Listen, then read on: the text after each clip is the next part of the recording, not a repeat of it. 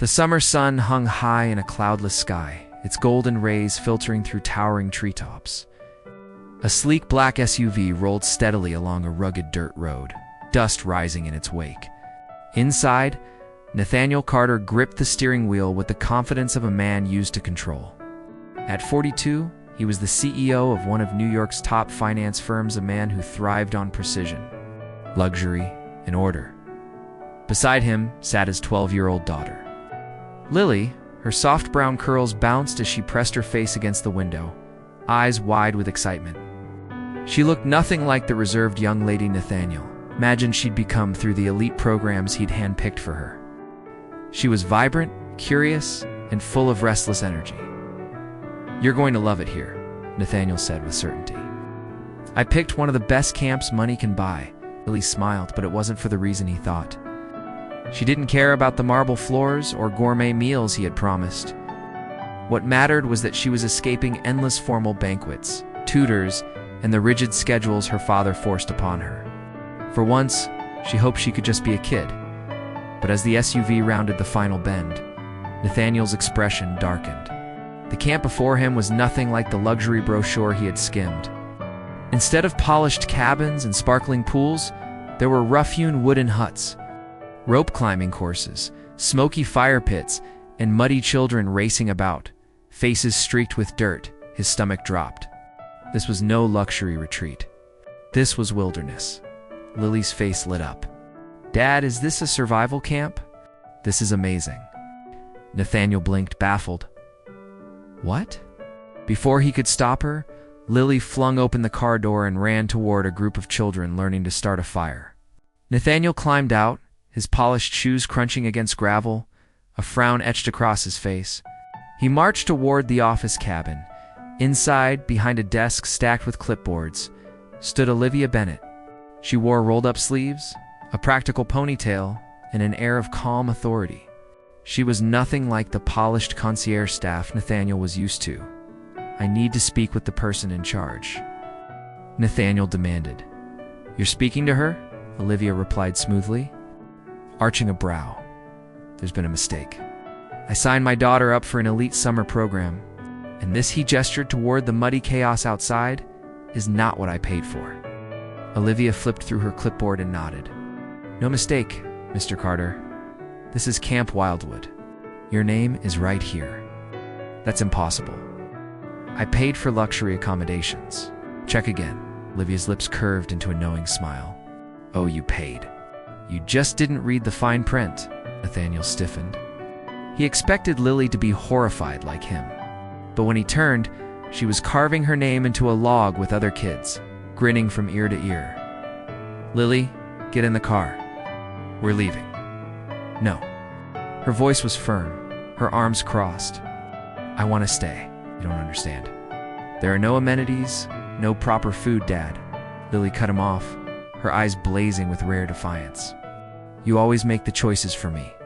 This time, I choose." Nathaniel froze. His daughter had never stood up to him like this. Olivia stepped in casually. "Camp policy says once registered, kids complete the full session. No exceptions. This is ridiculous." He snapped. Olivia shrugged. "Maybe it's a survival lesson for the kids, and for certain parents too." The first days were unbearable for Nathaniel. No phone signal, no internet, a luxury. He loitered near his SUV like a caged animal, simmering with frustration. But Lily thrived.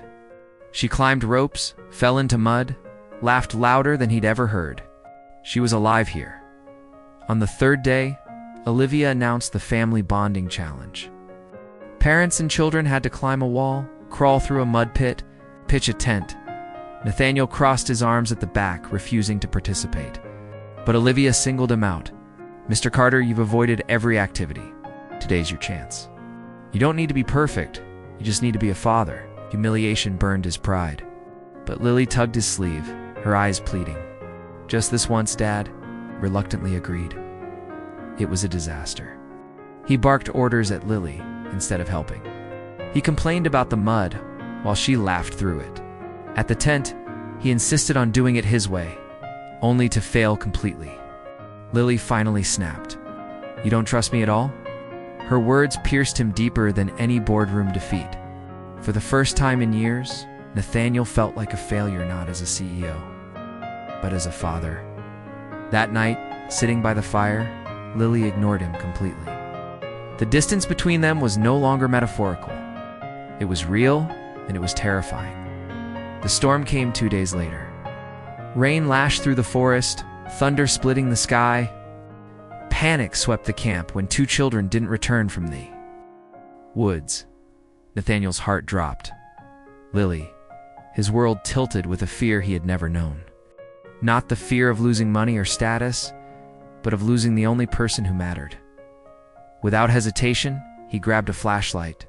"I'm leading a group north." His voice was firm, commanding, but this time not as a CEO, this time as a father.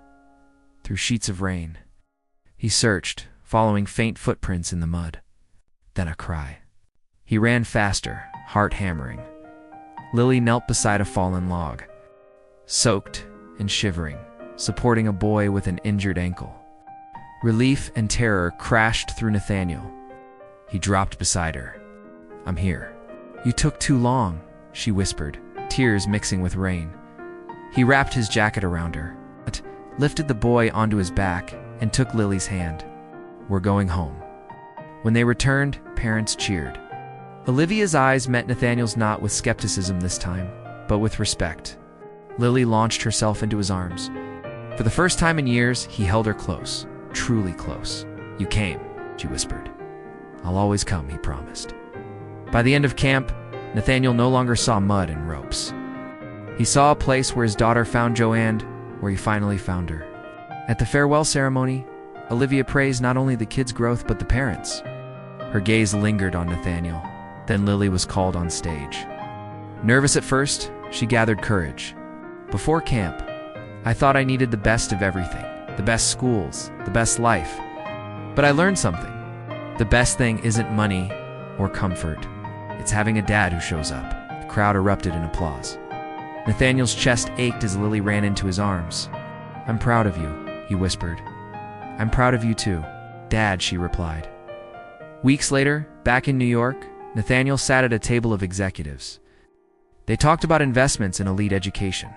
When asked his opinion, Nathaniel surprised them. "I used to think success came from the most expensive things, but I've learned real value isn't there." Showing a picture of Lily beaming beside a campfire, "I just survived the most important lesson of my life. And it wasn't in a boardroom. It was in the woods with my daughter." The men fell silent. For the first time, Nathaniel Carter wasn't just a CEO. He was a father who had finally learned what mattered most. This wasn't just a story about summer camp. It was about change, connection, and love. True success isn't found in wealth or power. It's found in showing up for the people who matter most. If you believe everyone deserves a second chance to change, hit like, share this story, and don't forget to subscribe for more inspiring.